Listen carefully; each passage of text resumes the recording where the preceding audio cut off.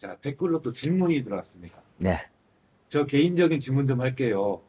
제가 아는 분의 가족분이 몇 년 전 국제 결혼을 하셨는데 베트남에서 결혼을 하시고 결혼식 하시고 한국에 오셔서 결혼식을 하셨다는데 총 5천 정도 들어갔다고 들었거든요. 물론 잘 살고 계시고요.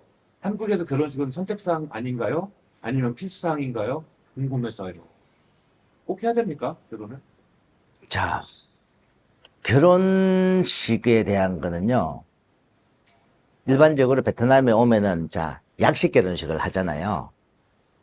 그 다음에 신부 집에서 전통혼례를 하는데, 자, 어떤 분들은 전통혼례를 굳이 할 필요 있냐고 하는 분들도 있어요. 어떤 업체도 그렇게 하지 말라고. 왜? 신랑 부담 많이 된다 이거예요. 자, 저는 그분들하고 의견이 다릅니다. 베트남 전통혼례는 저는 무조건 해야 된다고 생각합니다. 반드시. 반드시. 왜? 신부 고향에서 친척이든 동네 사람들한테도 그걸 알릴 수 있는 처지가 있는지를 확인해 봐야 돼요. 자, 과거에 제가 이런 분이 있었어요. 제가 상담한 분이 저한테 통화를 한 분인데, 내가 전통을 했어요? 물었어요. 했습니다. 그래요. 어디서 했습니까? 라고 물어보니까, 신부 집에서 했어요? 그러니까, 아니요. 집 가기 1시간 전 그쪽 식당을 잡아서 했는데, 그럼 집에 안 갔대요. 뭐야, 의미가. 집에 가기 전 그 시내에 식당 하나 잡아서 했대요. 그러면은, 그 신부가 한국에서 이제 못 살았기 때문에 이분이 나한테 상담이 왔던 거예요. 속인 거예요. 숨긴 거고. 자, 그래서 베트남 전통혼례는 저는 반드시 해야 된다. 저는 필수사항이라고 그래요. 그것도 신부 체크하는 거다. 근데 어떤 분은 그것도 선택을 해서 안 해도 된다. 아닙니다. 무조건 해야 되고, 신부가 전통혼례 안 한다 한다 의심해 봐야 돼요. 그 다음에 만약에 재혼 여성을 만났는데, 재혼 여성은 친인척들 불러서 잔치를 하는가 안 하는가를 봐야 돼요. 갔는데 엄마 아버지 뭐 형제밖에 없어. 그것도 문제가 있죠. 삼촌들 고모들 이모들 와야죠. 응? 그래서 처갓집 식구들이 나를 정식 사이로 받아들이느냐, 동네 사람들한테 다 알리느냐, 진짜 이거는 잔치 경사 났네요 할 정도 이렇게 북적지근하게 하느냐 안 하느냐 중요하다고 봅니다. 그래서 거기까지는 무조건 필수사항. 한국계로는요 다르잖아요. 한국계로는 신랑분들이 결정하는 것보다 신랑 부모들이 결정하죠. 부모들이 뭐 사실 뿌려놓은 거 많으면은 할 거고, 수긍해야죠. 직장 다니는 사람들 같으면 할 거고. 근데 요즘은 또 좀 이런 분도 있잖아요. 자영업 하면서 뭐 부모가 일찍 돌아가신 분들도 있잖아요. 지금 신랑분들이 나이가 뭐 40대 중후반에 이렇게 하다 보면은 그런 분들 같은 경우는 굳이 안 해도 큰 문제 없잖아요. 다만 친척들 그냥 식당에 불러서 뭐 인사하는 걸로 이렇게 하기도 하고. 한국 결혼은요 그 집에서 내가 부주를 그동안에 뿌렸으니까 거둘 건지 안 거둘 건지 그걸로 선택을 하면 된다고 봅니다. 그래서 한국 결혼은 하나 안 하나 신부한테는 아무, 어떤 분은 이렇게 저한테 물은 적이 있어요. 신부가 한국 결혼식 안 하면 이상하게 생각 안 할까요? 전혀 이상하게 생각 안 합니다. 오히려 베트남 부모님 모셔다 같이 하면 좋죠. 그죠? 이제 돈이 많이 들지만. 가끔 그런 분 있죠. 결혼식 참석하기 위해서 이제 부모님을 초청을 하는데, 근데 이제 문제가, 그러면 결혼식이 많이 딜레이 된다는 거예요. 자, 신부가 외국인 등록증 나오고 하는데 한 2달 정도 평균 걸린다고 잡고, 외국인 등록증이 나와야 부모님을 초청할 수 있으니까, 초청 서류 만들려고 부모 초청하고 이렇게 하면은 거의 4, 5개월 정도 걸려요. 그러다 보니까 신부가 입국해서 4, 5개월 이후에 결혼식을 해야 되니까, 뭐, 천천히 하려는 분들은 뭐, 보통 초청해서 많이 해요. 저도 최근에 우리 신랑분들 결혼식 때문에 뭐, 부모님 초청해 주는 거 서류를 많이 해 주으니까. 근데 이제, 그는 굳이 장모님, 장인어른 초청해서 해도 되고, 본인들 한국 가족들한테 이렇게 알리는 거니까. 그럼 그 연관돼서 네. 베트남 신부들이 한국에 살 때 이 경제관념이나 이런 한국 돈이나 뭐 물가나 이런 거 개념이 많이 없을 거 아니에요. 그런 부분에 어떻게 자, 설명하세요? 가만히 놔두면은 돈에 대해서요. 가만히 놔두면은 어차피 신부들이 잘 몰라요.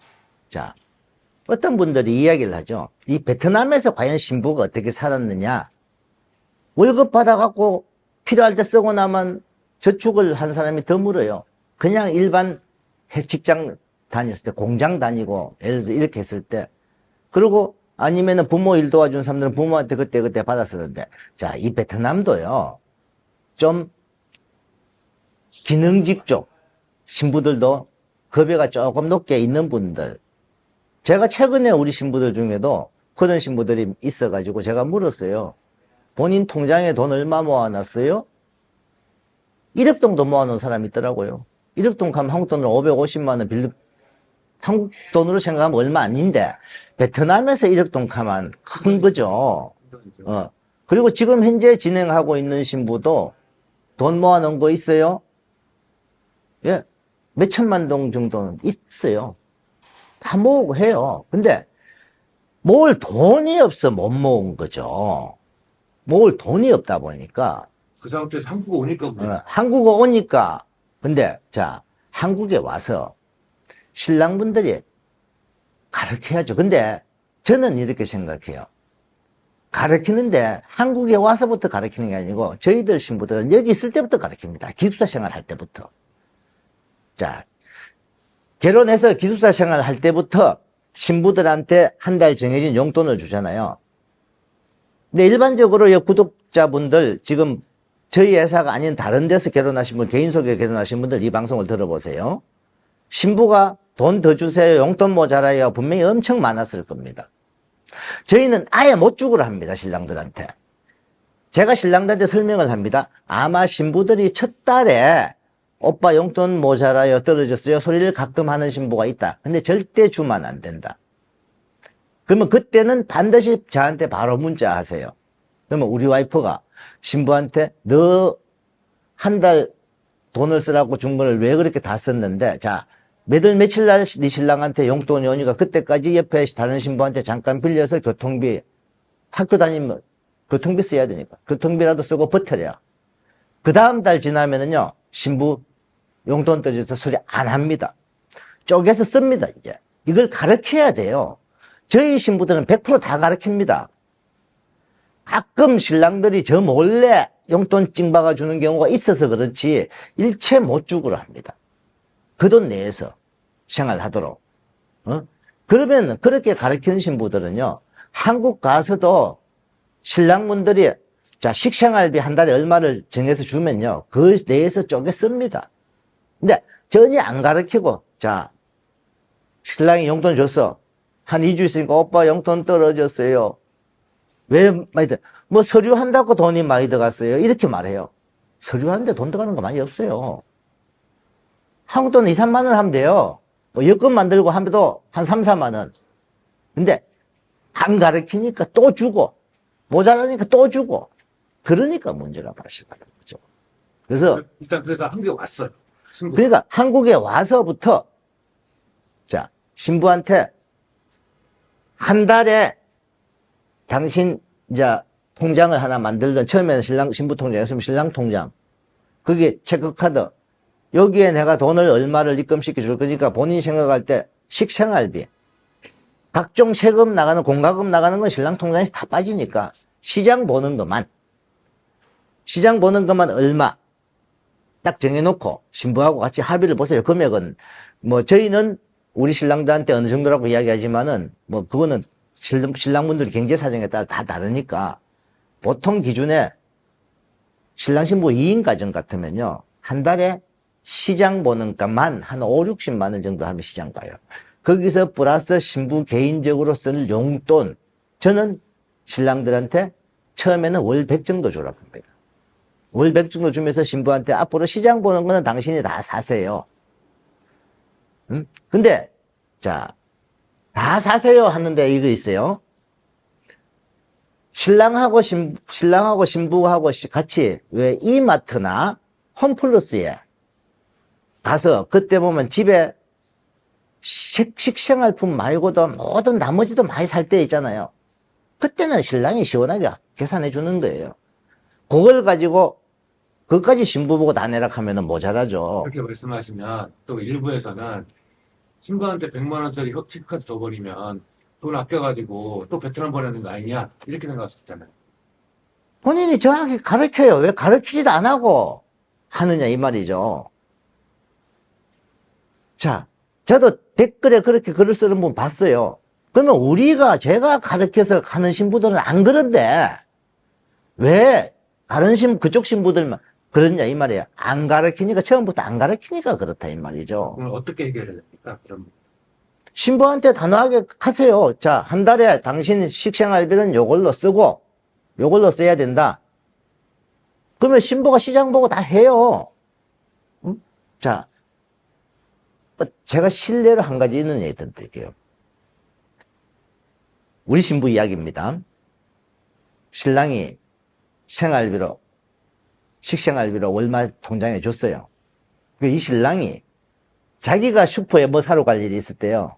뭐 고기를 뭐 먹고 싶든지 뭘 먹고 있는지 모르겠는데 그때 신부 체크카드를 빼가지고 가서 사갖고 오고 다시 넣어놓은 거예요.